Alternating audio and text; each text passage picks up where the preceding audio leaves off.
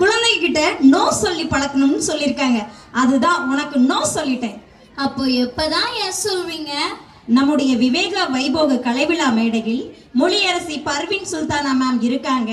அவங்க கிட்ட கேட்டுட்டு உனக்கு எப்ப எஸ் சொல்லணும்னு சொல்றேன். ஓகேவா? எஸ் நான் சொல்லிட்டேன், நீங்க சொல்லணும். நான் சொல்றேன். இவ்வைபோக கலைவிழா மேடையில் வீட்டிற்கும் முனைவர் மதிப்பிற்குரிய பேராசிரியர் திருமதி பர்வீன் சுல்தானா மேம் அவர்களை சிறப்புரையாற்ற இவ்விழா மேடை அன்போடு அழைக்கிறது. Let's welcome ma'am.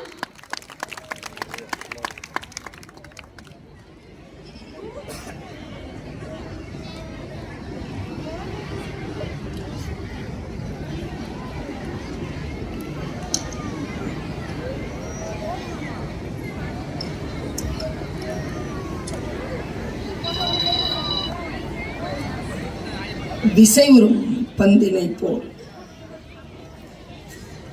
விசை உறும் பந்தினை போல் உள்ளம் வேண்டியபடி செல்லும் உடல் கேட்டேன். நசையறு மனம் கேட்டேன், நித்தம் நவம் என சுடர் தரும் உயிர் கேட்டேன். அசைவரு மதி கேட்டேன், இதை அருள்வதில் உனக்கெதும் தடையுள்ளதோ? வல்லமை தாராயோ இந்த மாநிலம் பயனுற வாழ்வதற்கு. தெளிவுறவே அறிந்திடுதல், தெளிவுறவே அறிந்திடுதல், தெளிவு தர மொழிந்திடுதல். சிந்திப்பார்க்கே களிவளர உள்ளத்தில் ஆனந்த கனவு பல காட்டல். கண்ணீர் துளிவர உள்வுருக்குதல்.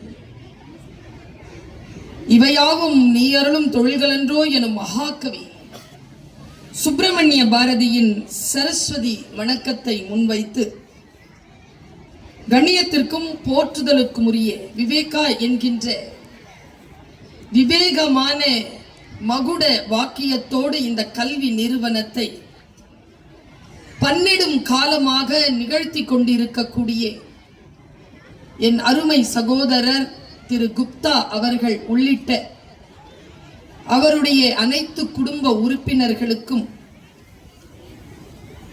இந்த கல்வி நிறுவனத்தை மிக சிறப்பாக நடத்தி கொண்டு வரும் முதல்வர் அவர்களுக்கும், இந்த மேடையில் வீற்றிருக்கக்கூடிய சான்றோர் பெருமக்களுக்கும் என்னுடைய முதல் வணக்கமும் வாழ்த்தும் பாராட்டும் நன்றியும். பேரன்பிற்கும் பெருமதிப்பிற்கும் உரிய தன்னுடைய திருமண வைபவத்திற்கு எத்தகைய கனவோடும் துள்ளலோடும் உற்சாகத்தோடும்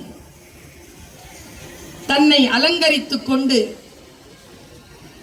சமூகத்தை எதிர்பார்ப்பார்களோ அந்த உற்சாகத்தோடும் அழகியலோடும் மட்டுமில்லாமல் கனிவுடன் கூடிய கண்டிப்பான புன்னகையுடன் இந்த நிகழ்ச்சியை தன்னுடைய தோளில் சுமந்து கொண்டிருக்கக்கூடிய ஆசிரிய பெருமக்களே, இந்த கல்வி நிறுவனத்திடம் தன் குழந்தைகளின் வருங்காலத்தை ஒப்படைத்துவிட்டு கண்களிலே கனவோடு இந்த நிகழ்ச்சிக்கு வருகை தந்திருக்கக்கூடிய பெற்றோர்களே, என் உயிரினும் மேலான மாணவ கண்மணிகளே,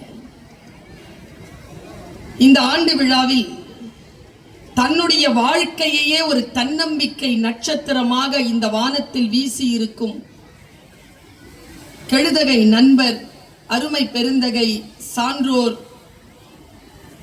கேடி சீனிவாச ராஜா அவர்கள் A2B என்கின்ற உணவு சாம்ராஜ்யத்தின் நிறுவன தலைவர், இன்றைக்கு நிர்வாக இயக்குனராக பணியாற்றும் அன்பு அண்ணன் அவர்கள் இன்றைக்கு எங்களோடு பயணம் செய்தது நிச்சயமாக நாங்கள் செய்த பெரும் பேரு.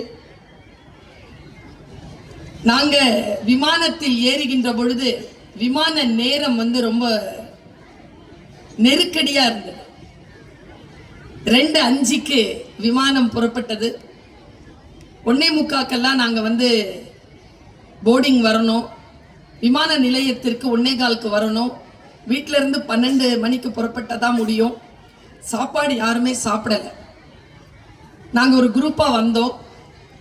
அப்போ எல்லாரும் அவங்க பெட்டி எடுத்துக்கிட்டு வண்டியில ஏறத்துக்கு போகும்பொழுது ஒருத்தர் மட்டும் காணோம். திரும்ப திரும்ப கூப்பிட்டுட்டே இருக்காங்க, ஃபைனல் கால் ஃபைனல் கால்னு.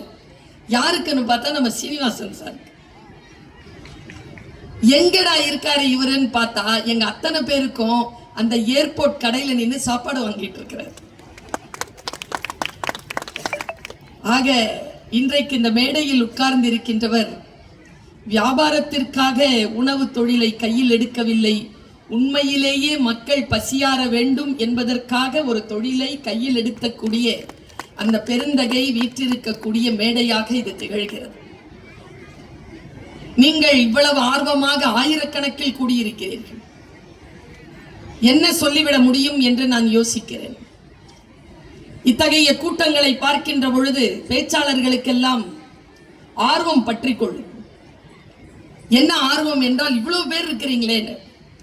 ஆனா என்னை போன்ற சில பேச்சாளர்களுக்கு மட்டும் தெரியும், இத்தகைய பள்ளிக்கூட ஆண்டு விழாக்களில் வரக்கூடிய கூட்டங்கள் பேச்சாளர்களின் பேச்சை கேட்பதற்காக வருவதே இல்லை. தன் குழந்தைகளின் கலை நிகழ்ச்சிகளை ரசிப்பதற்காகவும் அவர்கள் பரிசு பெறுவதை பார்த்து பாராட்டுவதற்காகவும் மகிழ்வதற்காகவும் தான் வந்திருக்கிறீர்களே தவிர பேச்சை கேட்பதற்காக வருவது இல்லை என்று நான் உணர்ந்திருக்கிறேன். கைத்தட்டி அதை ஆமோதித்த சில பேருக்கு நன்றி. நிறைய பேர் சைலண்டா இருக்கிறத பார்த்தா இல்ல உங்க பேச்சையும் கேட்க தான் வந்திருக்கோம் என்று சொல்வது புரிகிறது. ஒரு சில நிமிடங்கள் தான் இப்படி தொடங்குகிறேன் என் பேச்சை. யாருடைய உதடுகளில் ஒளிந்து கொண்டிருக்கக்கூடிய சொல் நம் வாழ்க்கையை மாற்றும் என்று நமக்கு தெரியாது. அது எந்த புத்தகத்திற்குள் ஒளிந்து கொண்டிருக்கிறது என்று தெரியாது. சரியாக அந்த சொல் வந்து சேர வேண்டும். சேருகின்ற அந்த வினாடியில் வாழ்க்கையில் மாற்றம் நிகழும். ஆனா அந்த சொல் எங்கே இருக்கு? எப்படி கண்டுபிடிப்பது அந்த சொல்லை? அந்த சொல் தேடிதான் போகிறோம் எல்லா இடங்களுக்கும். யாரேனும் அத்தகைய சொற்களை சொல்லிவிட மாட்டார்களா என்று ஏங்குகிறோம். எங்க அப்பா சொல்லுவது போல் கடல் ஆழத்தில் இருக்கக்கூடிய சிப்பி தாகத்தோடு வாய்த்திருந்து கிடக்குமா? அந்த கடல் முழுக்க நீர் இருந்தாலும் சிப்பியின் தாகத்தை தீர்க்கக்கூடிய துளி அந்த கடல் நீரில் இல்லை. அது எங்கே இருக்கிறது என்றால் வானத்தில் இருக்கும் மேகத்தில் எங்கோ மழை துளியாக மறைந்திருக்கிறது. சரியாக வந்து சேர்கின்ற பொழுது ஆழத்தில், கடலின் ஆழத்தில் வந்து சேர்ந்த அந்த சிப்பியின் தாகத்தை தீர்க்கக்கூடிய அந்த வினாடியில் அந்த ஒரு துளி முத்தாக மாறுகிறது. நம் வாழ்க்கைக்காக காத்திருக்கக்கூடிய சொல்லெல்லாம் சிப்பியின் வாயில் சரியான நேரத்தில் போய் சேரக்கூடிய மழை துளிதான். அது நமக்கு கிடைக்க வேண்டுமே. நீங்க இங்க வரதராஜன் சார் வந்திருக்கார், உங்க ஏரியா இன்ஸ்பெக்டர். ஒரு 3-4 நிமிடங்கள் தான் பேசினார்.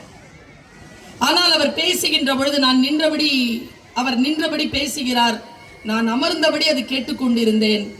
நீங்கள் யாருமே என் கண்களுக்கு தெரியவே இல்லை, அவர் மட்டுமே தான் எனக்கு தெரிந்து கொண்டிருந்தார்.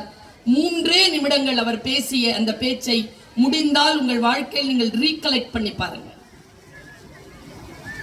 எப்படி தான் வந்தோம், எப்படி தான் பொறுப்பெடுத்தோம், எப்படி யோசித்தால், எப்படி வாழ்ந்தால் நம்முடைய வாழ்க்கையின் இலக்கை அடையலாம்னு 3 நிமிடங்களில் இன்ஸ்பெக்டர் வரதராஜன் சொல்லிவிட்டு போனார். கோவிந்தராஜன் சொல்லிவிட்டு போனார். நானும் என் பெற்றோர்களும் தற்கொலை செய்து கொள்ளுகின்ற அளவிலே தள்ளப்பட்டோம். பசியின் காரணமாக, வறுமையின் காரணமாக என்று சொன்ன சீனிவாசன் ராஜா, A to B சீனிவாசன் ராஜா. நீங்கள் நினைத்து பாருங்கள், யார் சாதனையாளர்கள்? என்னுடைய அம்மா, அதோ நான் இங்க நிக்கிறேன். என்னுடைய அம்மா 1997 நான் அப்பதான் என்னுடைய ஃபர்ஸ்ட் வெளிநாட்டு பயணம். நான் செருப்பு போட்டுட்டு கையில பேக் எடுத்துட்டு கிளம்பும் போது எங்க அம்மா ஒரு வார்த்தை சொன்னாங்க, சுல்தானா எத்தனை மணிக்கு ஃப்ளைட்? 9 மணிக்கு. ஏதோ போர்டிங்னு சொல்லுவாங்களே, அது 7 மணிக்கு. 4 மணி ஆயிடுச்சே, நீ போய் உள்ள நுழைஞ்சு போறதுக்கு கரெக்டா இருக்கும். சரி. அந்த டைம்ல எங்க அம்மா சொன்ன ஒரு மிகப்பெரிய வார்த்தை, இதோ இந்த 2 பேர்கள் சொன்னார்களே, அவரவர்கள் வாழ்க்கையில் மறைந்திருக்கும் ரகசியங்களை. என்னுடைய அம்மா என்னிடத்தில் சொன்ன ரகசியம் என்ன தெரியுமா? நீ பிறந்த நேரத்துல உன்னுடைய தகப்பன் உன்னை பார்க்க வரல. கையில் நான் உன்னை குழந்தையாக எடுத்துக்கொண்டு கோசாஸ்பத்திரியில 3 நாள் கழிஞ்ச உடனே தரையில போட்டுட்டாங்க, தாயையும் பிள்ளையையும்.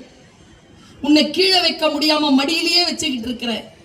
நான் கீழே உட்கார எனக்கு ஜன்னி ஏறுது. அப்பா வரவே இல்லை. நான் சொன்னேன், இதை ஏன் இப்போ சொல்றீங்க? என் அப்பா நான் எனக்கு உயிர். என்னை பார்க்க வரல எங்க அப்பா. இப்ப ஏமா சொல்றீங்க அப்படின்னு கேட்டா அம்மா சொன்னாங்க, காரணம் இருக்கு.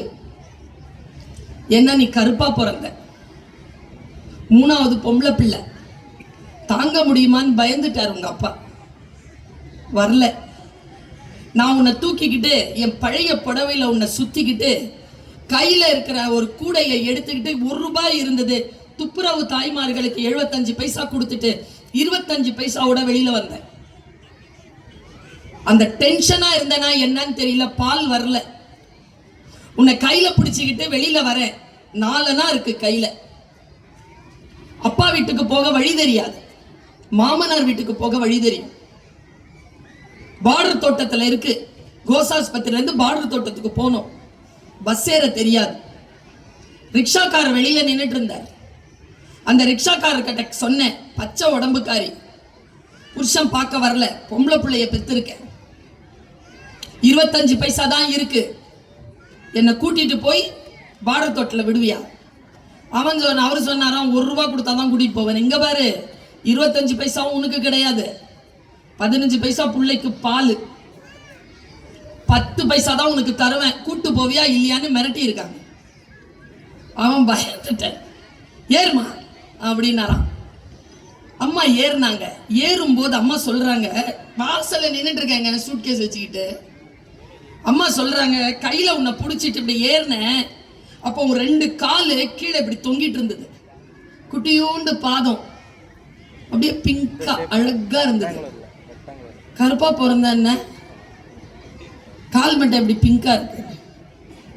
புள்ள கருப்பா இருந்தா கால் பிங்கா தான் இருக்கும். 5 புள்ள பெத்தவங்க சொல்றாங்க, நான் நம்பிட்டேன். அந்த தொங்கிட்டு இருந்ததுல காலு.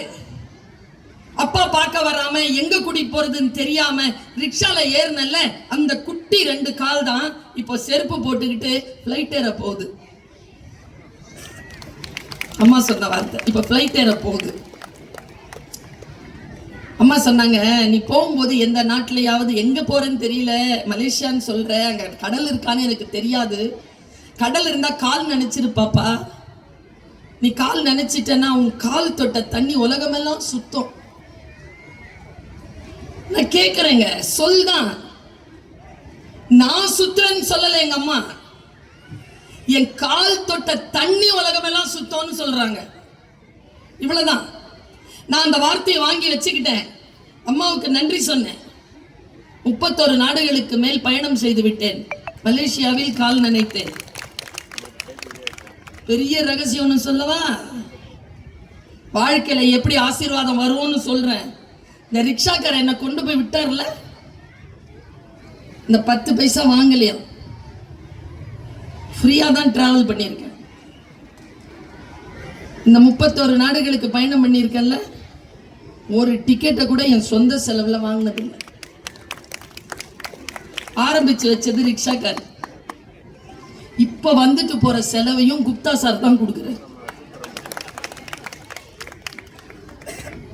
வாழ்க்கையில் எப்படி ஆசீர்வாதம் வரும் என்று தெரியாது.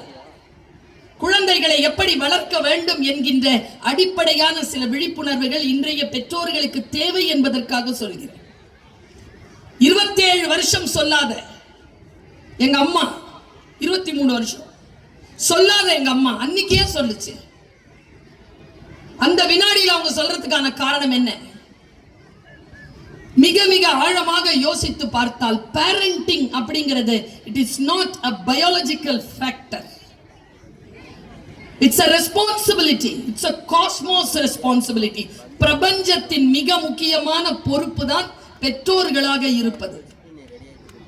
அம்மா அப்பா ஆயிரலாம் உடனே, ஆனால் பெற்றோர்களாக வாழ்கிறோமா? அந்த குழந்தைகளை பெற்றோர்களாக இருந்து நாம் வழிபடுத்துகிறோமா? சாதாரணமான விஷயம் இல்லை. ஒரு தலைமுறையை வளர்த்தெடுப்பது இட்ஸ் an attitude. அது ஒரு டிசிப்ளின், அது ஒரு ரெஸ்பான்சிபிலிட்டி. ஒரு மிகச்சிறப்பான தாய் யார்? நான் ஒருவேளை யூடியூப்ல பேசியிருந்தேன்னா நீங்க கேட்டிருக்கலாம். இவ்வளவு பெரிய கூட்டமும் கேட்டிருக்கிறதுக்கு வாய்ப்பில்லை. அதனால் சொல்லுகிறேன், கேட்டவர்கள் நினைவுபடுத்திக் கொள்ளுங்கள், தெரியாதவர்கள் கேட்டுக்கொள்ளுங்கள். அம்மாவா இருக்கிறது அவ்வளவு சுலபம் இல்லை. அதுவும் முக்கியமா இன்னைக்கு இருக்கிற ஜெனரேஷன். குழந்தைகளை வளர்த்தெடுப்பதற்காக இன்றைக்கு தாய்மார்கள் எப்படி இருக்கிறீர்கள், எப்படி இருக்க வேண்டும் என்பதற்காக சொல்கிறேன். கடந்த ஒரு 20 வருஷத்துக்கு முன்னால நானும் போன டிஜிபியா இருந்து ரிட்டையர்ட் ஆன சைலேந்திர பாபு சார், அவரை ஒரு ப்ரோக்ராம்ல பேசுறோம். அந்த ப்ரோக்ராம்ல அவர் சொன்ன வார்த்தை, பேரண்டிங்னாலே எனக்கு இது ஞாபகம் வந்துடும். அவர் சொன்னார், அவர் ரிட்டையர் ஆகும்போது எல்லாருக்கும் சல்யூட் பண்ணிட்டு அவங்க அம்மாவுக்கு ஒரு சல்யூட் கொடுத்தாருங்க. அவர் the salute is for my mother அப்படின்னு சொல்லி கொடுத்தார். அவங்க அம்மா அப்படி என்ன பண்ணிட்டாங்க? நான் அவரோட கதை போமா வித் பர்வீன் சுல்தானா நிகழ்ச்சியில் அவருக்கு பேட்டி எடுத்தேன். அப்போ நான் அதை கன்ஃபார்ம் பண்ணேன். அவர் 20 வருஷத்துக்கு முன்னால சொன்னதை என் மரணம் வரைக்கும் நான் மறக்க மாட்டேன். அவர் என்ன சொன்னார் தெரியுமா? அவர் எப்படி அவரை வளர்த்திருக்காங்க வீட்டில் எனக்கு தெரியலீங்க. வா எல்லாரும் செத்து போகலான்னு சொன்ன ஒரு தகப்பனுடைய பையன்தான். ஆனா தன்னுடைய பிசினஸ்கான லோகோல உள்ள அவர் வச்சிருக்கிறதே தன்னுடைய தகப்பனாருடைய போட்டோ தான். ஏன் வச்சிருக்கார்? குப்தா என்ன சொன்னார்? எங்க அப்பா எனக்கு சொன்ன ஒரு வார்த்தை சொன்னாரா இல்லையா? நான் எங்க அம்மா சொன்ன ஒரு வார்த்தை நான் இன்னைக்கு சொல்லிட்டு இருக்கிறேனா இல்லையா? அப்படி என்ன சல்யூட் பண்ணார் அவரு? அப்படி என்ன பண்ணிடுச்சு அந்த அம்மா? எல்லா குழந்தைகளும் அம்மாவை கொண்டவர்கள் தானே. எல்லா குழந்தைகளும் அப்படியா வளருது? அப்படி என்ன வளர்த்துட்டாங்க சைலேந்திர பாபு சாருடைய அம்மா?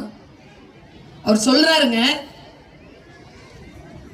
அவருக்கு ஒரு 10 வயசு இருக்கும்போது அவங்க அப்பா வீட்டுக்கு வந்திருக்காரு. நைட்ல வேலை முடிச்சு ஆணில சட்டை மாட்டியிருக்கார். சட்டையில பையில காசு வச்சிருந்திருக்கார். காலையில எழுந்திருச்சு பாக்குறாரு, சட்டை பையில இருந்து 5 ரூபாவை காணோம். வைஃபை கூப்பிட்டு கேட்டிருக்காரு, அம்மா எடுத்தியாமான்னு. இல்ல நான் எடுக்கல. பிள்ளைங்கிட்ட கேளு. பிள்ளைங்கிட்ட எல்லாரும் கேட்டிருக்காங்க, எடுக்கல. அவர் கம்முன்னு போயிட்டார். 15 வருஷம் கழிச்சு சைலேந்திர பாபு சார் போலீஸ் ஃபோர்ஸ்ல சேர்ந்துட்டார். பெரிய பொறுப்புல ஃபர்ஸ்ட் மாசம் சம்பளம் வாங்கிட்டு வித் யூனிஃபார்ம் அம்மாட்ட வந்திருக்காரு. அம்மாட்ட சேலரி கொடுத்திருக்காரு. சோஃபால உட்காந்துருக்காங்க, கீழே உட்காந்து கொடுத்துருக்காரு.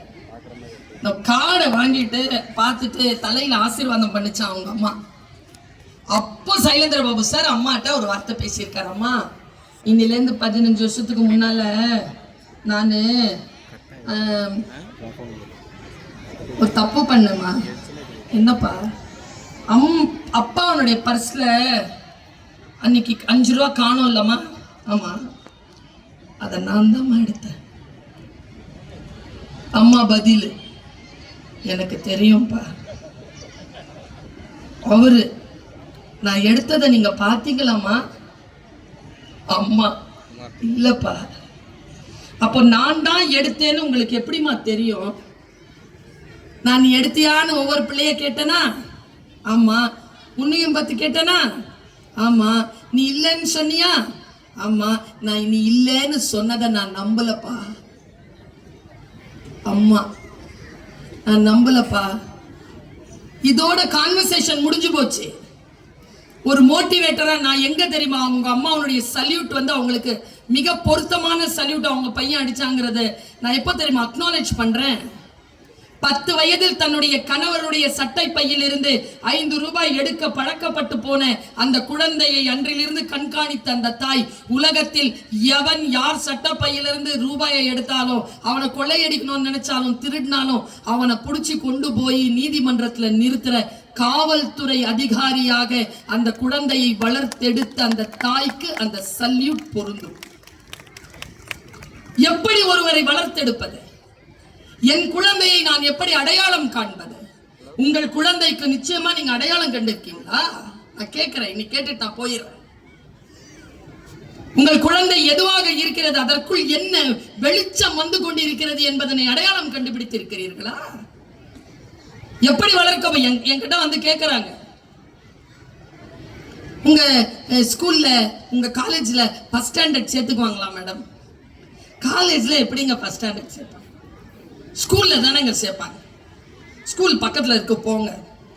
அந்த அம்மா கேக்குது, நல்ல ஸ்கூலா மேடம்? எங்க ஸ்கூல் நான் என்னன்னு சொல்றேன், உங்க குழந்தைக்கு சரியானு பாத்துக்கோங்க, அங்க போய் சேரு. மேடம் மேடம் ஒரு டவுட் மேடம். என்ன? ஃபர்ஸ்ட் ஸ்டாண்டர்ட் சேர்த்தா என் குழந்தைக்கு நீட் எக்ஸாமுக்கு ப்ரிப்பேர் பண்ணுவாங்களா மேடம் அந்த ஸ்கூல்ல? நான் இப்படி சொன்னேன், ஃபர்ஸ்ட் ஸ்டாண்டர்ட்ல குழந்தைக்கு நீட் எக்ஸாமுக்கு ப்ரிப்பேர் பண்ண ஆரம்பிச்சிங்கன்னா அந்த பாப்பா லூஸ் ஆயிரும், பைத்தியம் ஆயிரும். குழந்தையா இருக்க விடுறோமா? எந்த குழந்தையை எப்படி வளர்ப்பது, அசஸ் பண்றது? இந்த பள்ளிக்கூடத்தை விட்டு இருக்கிறீங்களா? அவர் நல்லா சொன்னார் குப்தா சார், எங்க சம்பாதிங்க, மகிழ்ச்சியோட இருங்க, குடும்பத்தோட ஜாலியா இருங்க, ரொம்ப சந்தோஷமா இருங்க, மத்ததெல்லாம் நாங்க பாத்துக்கிறோம். எனக்கு தெரிஞ்சு இப்படி சொல்ற கல்வியாளர்கள் இந்த நாட்டில் ரொம்ப குறைவு. அவ்வளவு தைரியமாக சொல்கிறார் அவர். நான் இப்படி சொல்கிறேன், நம்முடைய வாழ்க்கை நமக்கு சில வாய்ப்புகளைத்தான் தரும். நான் 5 விதிகளை உங்களுக்கு சொல்லிவிட்டு போகிறேன். பெற்றோர்கள் கவனம். நாம் தான் பெரியவர்களுக்கு பேச்சை கேட்ட கடைசி தலைமுறை. இந்த குழந்தைகளின் பேச்சை கேட்க தொடங்கி இருக்கும் முதல் தலைமுறை. நம்ம அம்மா எல்லாம் என் பேச்சை கேட்டதே இல்லை. நான் தான் எங்க அம்மா பேச்சை கேட்டு வளர்ந்தேன். இன்னைக்கு அப்படி இல்லை சூழல். நம்ம பிள்ளை நம்ம பேச்சை கேட்க மாட்டேங்குது. எங்க கை தூக்குங்க பார்ப்போம், எத்தனை பெற்றோர்களுடைய பிள்ளை அவங்க பேச்சை கேட்கறது இல்லை? எனக்கு தெரிஞ்சு எல்லாரும் கை தூக்குவீங்க. யார் பிள்ளையும் யார் பேச்சையும் கேட்கறது இல்லை. ஆனால் இந்த தாய் ஒரு வார்த்தையை உங்களுக்கு இன்றைக்கு சொல்லிவிட்டு போகிறேன். உங்கள் குழந்தைக்கு நீங்கள் நல்லதை சொல்லிக் கொண்டே இருங்கள். உங்கள் குழந்தைகளுக்கு முன்னால் நீங்கள் நல்லவராக இருந்து கொண்டே இருங்கள். ஏன் தெரியுமா? உங்களுக்கு முன்னால் அவர்கள் அந்த நல்லதை நிகழ்த்தி காட்ட மாட்டார்கள். அவர்கள் வாழ்க்கையில் அவர்களுக்கு சவால்கள் வருகின்ற பொழுது அதை அவர்கள் சந்திப்பதற்காக நீங்கள் கற்றுத்தருகின்ற நன்மை அவர்களுக்கு அங்கே பயன்படும் என்பதற்காக சொல்லுகிறேன். நல்ல விஷயங்களை குழந்தைகளுக்கு சொல்லிக் கொண்டே.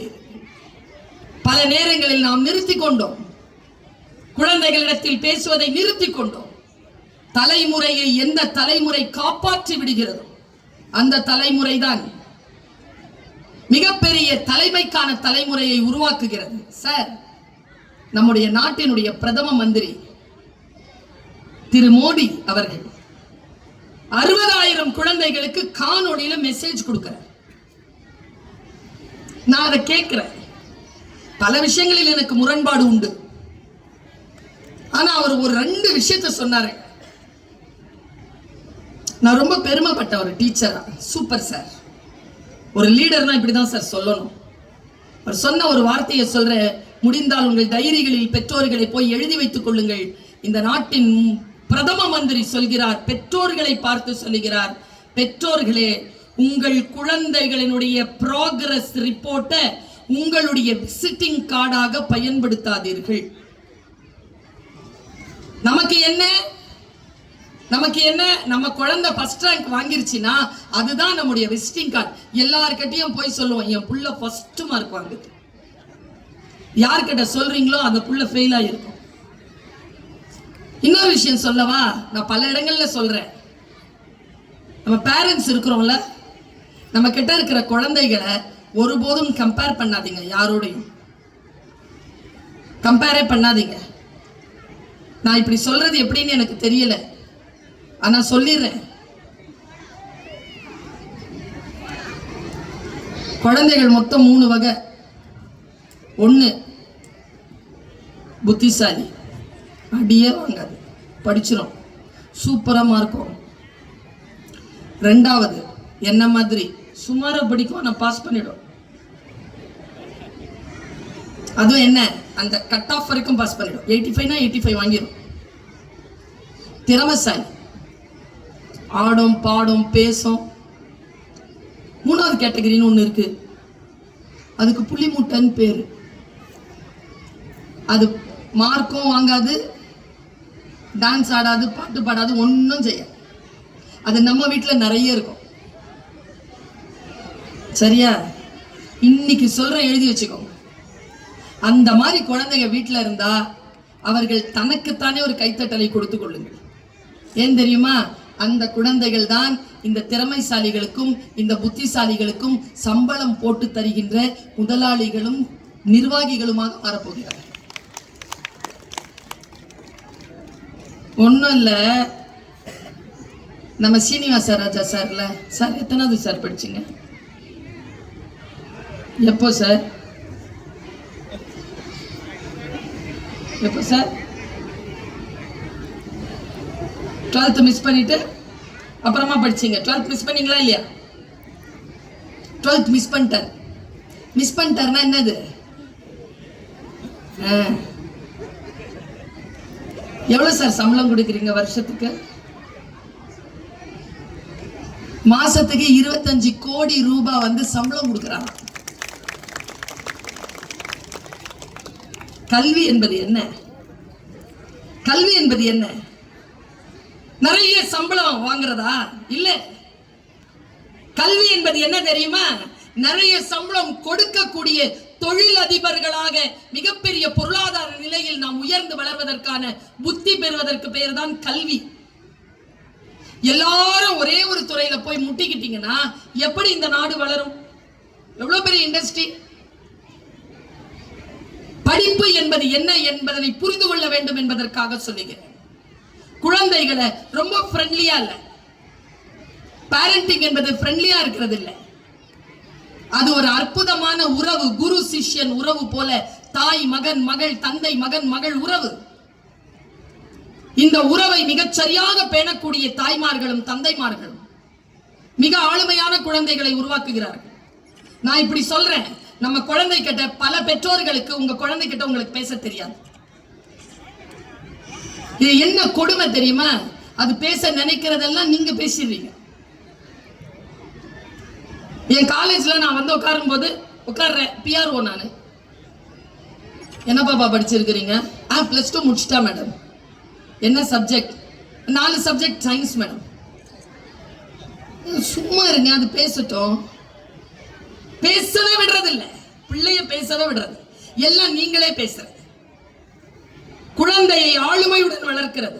குழந்தையிடத்தில் தெளிவாக பேசுங்க. தெளிவா பேசுறதுனா என்ன? குழந்தை நம்ம கிட்ட மழலையில பேசும், பெண் மொழியில் பேசுவாள். அவளிடத்தில் தெளிவாக பேசுங்க. ஒரு இளைஞன் இளைய மொழியில் தன்னிடத்தில் பேசுவான், அவனிடத்தில் தெளிவாக பேசுங்க. மழலை மழலையுடன் தன்னிடத்தில் பேசும், நாம் அவர்களிடத்தில் தெளிவாக பேச வேண்டும். எத்தனை பேருக்கு இந்த தெளிவு இருக்கிறது? தெளிவு இருக்கக்கூடியவர்கள் தான் மிகச்சிறந்த சிந்தனையாளர்களை, தலைவர்களை, தொழிலதிபர்களை உருவாக்குகிறார். சொல்றது புரியலனா புரியுற மாதிரி சொல்றேன். எனக்கு தொண்டை கட்டி இருக்கு. ஒரு வீட்டுக்கு போயிருந்தேன் சாப்பாடுக்காக. சாப்பாடு போட வர்றவரு நின்றுட்டு சொன்னார், மேடம் பேசுங்க மேடம். சாப்பிட கூப்பிட்டு பேச சொல்றார். சமையல் அறைக்கு வந்த முயலை சமைக்காமல் விடுவதில்லை. நான் உட்கார்ந்துட்டேன், தொண்டை கட்டி இருக்கு. சார் சார் கிட்ட வந்து, தொண்டை கட்டி இருக்கு சார், ஒரு டம்ளர் சூடா தண்ணி கொடுங்க சார். அவர் என்ன பார்த்து, இப்பவே வேணுமா மேடம், அதுக்கப்புறமா வேணுமா மேடம்? ஓ, எனக்கு தானே தொண்டை கட்டி இருக்கு, உனக்கு நல்லா தானே இருக்கு. நல்லா தான் சொன்னேன், எனக்கு காது நல்லா தானே இருக்கு. குழந்தை தான் குழந்தை மொழியில நம்ம கிட்ட பேசும், நாம எதுக்கு அதுகிட்ட குழந்தை மொழியில பேசணும்? தெளிவாக பேசக்கூடிய பெற்றோர்கள் மிகச்சிறந்த ஆளுமையான குழந்தைகளை வளர்க்கிறார்கள். உலகத்தில் 15 வயதிற்குட்பட்ட குழந்தைகளுக்கு தாத்தா பாட்டியாகவும் அம்மா அப்பாவாகவும் இருக்கக்கூடிய பெற்றோர்களுக்கு ஒரே ஒரு அட்வைஸ் மட்டும் செஞ்சுட்டு போறேன். ஒரே அட்வைஸ் தான். எப்படி உங்க பிள்ளைகளுக்கு நீங்க கடத்த போறீங்கன்னு எனக்கு தெரியாது. உத்தரமேரூர்னு ஒரு இடத்துக்கு போயிருந்தேன். அந்த இடத்துல தெருக்கூத்து நடக்குது, படுகளம். அங்க இருந்து இங்க வரைக்கும் ஒரு பெரிய சுதை சிற்பம் கிடக்குது. தலையில வந்து பெரிய பெரிய மணி மகுடம் எல்லாம் போட்டு பெரிய கண்ணு போட்டு இப்படி கிடக்குது ஒரு சிலை. கிடக்குது, கீழே கிடக்குது. கையில ஒரு கதை வச்சுக்கிட்டு இருக்கிறாரு அவர், கதை. காலையில ஒரு 5 மணி இருக்கும். நான் அந்த படுகளத்தை பார்க்கணுன்றதுனாலே போனேன். நம்ம நாட்டினுடைய பண்பாடு பார்க்கறதுக்கு போறேன். பூமிதி திருவிழா, திரௌபதி அம்மன் திருக்கோயில் போய் நிக்கிறேன். அங்க இருந்து ஒருத்தன் ஓடி வந்தாங்க. ஃபுல்லா அரிதாரம் பூசிட்டு இருந்தான், கையில கதை வச்சுட்டு இருந்தான். ஓன்னு ஓடி வந்தான். ஒருத்தன் தலைமாட்டுல நின்றுட்டு இருந்தான். அங்க தலை இருக்கு, இங்க கால் இருக்கு. தலைமாட்டுல நின்றுட்டு இருந்தான். கால் மாட்டுக்கு ஒருத்தன் வந்தான். கால் மாட்டுல இருந்து அவன் அப்படியே போனான் பாருங்க. அவன் பீமன். துரத்துனது யாருன்னா துரியோதனனை. நிகழ்த்து கலை நேர்ல பாக்குறேன். ஓடி ஓடி ஓடி 3 ரவுண்டு வந்தாங்க. சூரிய உதயம் ஆச்சுங்க. சூரிய உதயம் ஆன உடனே ஓடி வந்த அந்த பீமன் என்ன பண்ணார், நேரா வந்து கால் இப்படி இருந்தது, கால்ல ஒரு பானை, அந்த பானையில ஓங்கி அடிச்சார் பாருங்க. பானை உடைஞ்சிருச்சு. எனக்கு என்ன நடக்குதுன்னு தெரியல. துரியோதனனுடைய சிலை, காலில் அவனுக்கு அடித்தால் உயிர் போகும். காலில் அடிச்சாங்க, பானை வெடிச்சிருச்சு. உள்ள இருந்து குங்குமம் பிரசாதத்தை எல்லாரும் எடுத்து வச்சுக்கிறாங்க. தலைமாட்டுல இருந்த துரியோதனன் அப்படியே இறந்து விழற மாதிரி அவர் விழறார். அந்த கூத்துக்காரர், அந்த கலைஞர், கூத்து கலைஞர் கீழே விழறார். உள்ள இருந்து திரௌபதி அம்மன் வெளியில கூட்டிட்டு வராங்க. இந்த குங்குமத்தை எடுத்து அவர் தலையில பூசி, அம்மன் தலையில பூசி கொண்ட போட்டு பூ முடிச்சாங்க. மறுபடியும் அம்மனை உள்ள கூட்டு போயிட்டாங்க. அங்கிருந்து பெருந்திரள் வாழ்ந்து ஒருத்தி வரா, பானுமதி. அவ யாருன்னா துரியோதனுடைய வைஃப். அவ ஓங்கி ஓங்கி நெஞ்சில அடிச்சுட்டு அழுவுறா. ப்ரோக்ராம் முடிஞ்சிருச்சு. நான் பக்கத்துல இருக்கிற பாட்டி கிட்ட கேட்டேன், இது என்னது பாட்டின்னு. தெரியாது உனக்கு அப்படின்னா, தெரியல பாட்டி சொல்லுங்க. அவர் அந்த பாட்டி சொன்னது அப்படியே சொல்றேன். வீட்டுக்கு போகும்பொழுது கையில பார்சலா எடுத்துட்டு போங்க இந்த மேட்டரை. சொல்றது அந்த பாட்டி, இந்த கிருஷ்ணர் இருந்தான்ல, கிருஷ்ணன், அவன் தான் இந்த கூத்தெல்லாம் நடத்தினவன். கடைசியா 99 கௌரவர்களையும் கொன்னுட்டு துரியோதனனை கொல்லணும்னு முடிவு பண்ணிட்டான். துரியோதனனை கொல்லணும்னு முடிவு பண்ணினது காந்தாரிக்கு தெரிஞ்சு போச்சு. காந்தாரி யாரு? துரியோதனுடைய அம்மா. துரியோதனுடைய அம்மா முடிவு செய்யறா, என் பிள்ளைய அந்த சாமி கொல்ல முடியாது, பாத்துக்கலாம், கிருஷ்ணனா நானான்னு பாத்துக்கலாம். அப்படி உட்காருது அந்த அம்மா. பொறுமையில் சிறந்த பூமியும் உண்டு, பூமியை விஞ்சும் தாய்மனம் உண்டு, கோவிலில் ஒன்று, குடும்பத்தில் ஒன்று, கருணையும் தாய்மையும் கடவுளும் ஒன்று. உட்கார்ந்து இருக்காவ. கூப்பிடுறா பையனை, வாடா. பையன் வந்துட்டான். அம்மா போய் அம்மாட்ட எதுவும் கேட்க கூடாது. அம்மா வான்னு சொன்னா வரணும், நில்லுன்னு சொன்னா நிக்கணும். நான் நிப்பேன். எங்க அம்மா நான் போகும்போது ஒரு கண்ணாடி வச்சிருக்கோம் செருப்பு போடுற இடத்துல. ஏமான்னு கேட்டேன். நீ வெளியில போனா நீ எப்படி இருப்பேன்னு சொல்லிட்டு உலகம் உன்னை பார்க்கும்ல, அதுக்கு முன்னால நீ உன்னை பார்த்துட்டு போ. அம்மா அம்மாவுடைய சொல்லல நான் சொல்ல ஆரம்பிச்சுன்னா 3 நாள் ஆகும். எல்லாருக்கும் தான் சொல்லிச்சு எங்க அம்மா. எனக்கு ஒரு அண்ணன், ஒரு அக்கா, ஒரு தம்பி, ஒரு தங்கச்சி, எல்லாருக்கும் தான் சொல்ல எங்க அம்மா. எனக்கு புரியுது வேற மாதிரி. துரியோதனன் வந்து நின்னா, போடா பின்னால குளம் இருக்கு, போய் குளிச்சுட்டு பொட்டு துணி உடம்புல இல்லாம வாடா, பாத்துக்கலாம்டா, உன்னை எப்படி கொல்றான் அவன் பாத்துக்கலாம். உனக்கு புரியல என்னம்மான்னு கேட்டேன். உடம்புல துணி இல்லாம வந்து நில்லுடா அம்மா முன்னால. சரிம்மா போன. இவ்வளவு நாளாக தன்னுடைய திருதராஷ்டிரனை பார்த்த நாள் முதல் கண்களை கட்டிக்கொண்ட காந்தாரி உள்ளுக்குள்ள அவ்வளவு சக்தியை சேர்த்து வச்சிருந்தா. ஒரு பிள்ளைய கூட அவ கண்ணெடுத்து பார்த்ததில்லை. ஒரு புள்ள வளர்றத அவ பார்த்ததில்லை. கண்ணை கட்டி இருந்த காந்தாரி சொன்னா, வாடா மவனே, உன் உடம்புல என் சக்தியை பாய்ச்சற, வஜ்ரமாக்குற இந்த உடம்ப எவன் கை வைக்கிறான்னு பார்க்கலான்ட்டு கூப்பிட்டு வரானா. அவன் குளிக்க போனா இதுக்கு தெரிஞ்சு போச்சு கிருஷ்ணருக்கு. கிருஷ்ணர் நினைச்ச, ஐயோ இவன் இது ஃபுல்லா வந்துட்டானா துரியோதனனை கொல்ல முடியாத, ஏதாவது செய்யணுமே. போய் குளக்கரையில போய் நின்னுட்ட. அவன் குளிச்சுட்டு இப்படி வரான், ஒண்ணுமே ட்ரெஸ் பண்ணாம வரான்.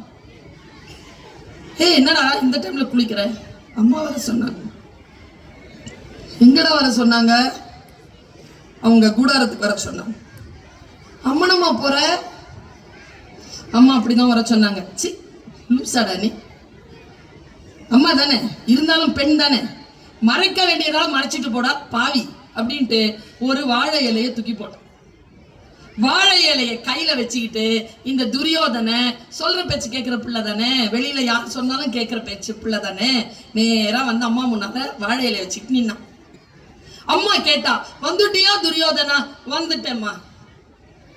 எல்லாரும் வெளியில போங்க, கதவு மூடுங்க. எல்லாரும் வெளியில போனாங்க, கதவு மூடினாங்க. கண்ணை திறந்து மேலிருந்து இப்படி பாக்குறான். ஃபுல்லா பாய்ச்சிட்டா உடம்புல சக்திய, தொடப்பகுதி மட்டும் மறைஞ்சிருக்கு. தவறு செய்து விட்டாயே என் மகனே துரியோதனா, கண்ணை கட்டிக்கிட்டான். மறுபடியும் ஏமா என்ன ஆச்சுன்னு, எதுக்குடா தொடப்பகுதியை மறைச்சு வச்சிருந்த? கிருஷ்ணன் சொன்னாம்மா, அந்த கிருஷ்ணன் வஞ்சகன். நான் எப்படி நாளைக்கு 100 பிள்ளைகளையும் இழந்து அனாதையாக நான் இருக்க போகிறேனோ, அப்படி பிள்ளைகள் இல்லாமல் யாரும் இல்லாமல் அனாதையாக கிருஷ்ணன் சாவான் என்று காந்தாரி சாபமிட்டாள். நான் ஏன் இதை உங்ககிட்ட சொல்றேன்? இந்த உடம்புல, துரியோதனுடைய உடம்புல அம்மாவனுடைய கண் பார்வை பட்ட உடம்புல எந்த பகுதியில் அடிச்சாலும் துரியோதனுக்கு உயிர் போவாது. அம்மாவனுடைய பார்வைப்படாத தொடையில் அடிச்சா உயிர் போய். இதை நான் ஏன் உங்ககிட்ட சொல்றேன்? குழந்தைகளுக்கு சொல்லுங்கள், அம்மாவிடமும் அப்பாவிடமும் எதையும் மறைக்காதீர்கள் என்று சொல்லுங்கள். அவர்கள் எதை மறைக்கிறார்களோ அது அவர்களுக்கு மிகப்பெரிய விபத்தாகவும் மிகப்பெரிய பலவீனமாகவும் முடியும் என்பதனை மகாபாரதம் நமக்கு காட்டுகிறது. குழந்தைகளை நாம் பெற்றிருக்கிறோம், அவர்கள் பெரும் பேரு. நம் வீட்டிற்கு அவர்கள் வந்த தேவர்கள், தேவதைகள். அந்த தேவர்களையும் தேவதைகளையும் மிக கவனமாக பார்த்து கொள்ளுவது நம்முடைய மிகப்பெரிய பொறுப்பு என்பதற்காக சொல்லுகிறேன். பிள்ளைகளை பிள்ளைகளாக வளர அனுமதியுங்கள். நீங்கள் அவர்களை மகிழ்ச்சியாக வைத்திருங்கள். நீங்க பார்த்துக்கோங்க, நீங்க சீனிவாசன் சாரையும் சேர்த்து சொல்றேன், கோவிந்தராஜ் சாரையும் சேர்த்து சொல்றேன், என்னையும் சேர்த்து சொல்றேன். இளம் வயதில் துன்பப்பட்டு அழிக்க முடியாத ஆழமான துன்பம் பட்ட பிள்ளைகள் எவ்வளவு பெயர் பெற்றால், எவ்வளவு சொத்து சேர்த்தாலும் ஆழ் மனதில் அந்த சோகத்துடன் தான் அவர்கள் இருப்பார்கள். அதனால் உங்கள் பிள்ளைகள் அப்படியே சிறகு விரித்து வானத்தில் பறக்கட்டும். அப்படி பறக்க வேண்டும் என்றால் அவர்களை மகிழ்ச்சியாக வைத்திருக்க வேண்டிய அறிவும் ஞானமும் வல்ல இறைவன் உங்களுக்கு அளிக்க வேண்டும் என்று நான் பிரார்த்திக்கிறேன். சிட்டுக்குருவிகளாக இருக்கக்கூடிய இந்த குழந்தைகள் வளர வளர ராஜாளிகளாக சிறகு விரிக்கட்டும். என்னை போல, நம்முடைய சீனிவாசனை போல, கோவிந்தராஜனை போல, குப்தாவை போல வரட்டும். அவர்கள் வானத்தில் பறக்கட்டும். நீங்களும் சேர்ந்து வாருங்கள், பறப்போம். நன்றி, வணக்கம்.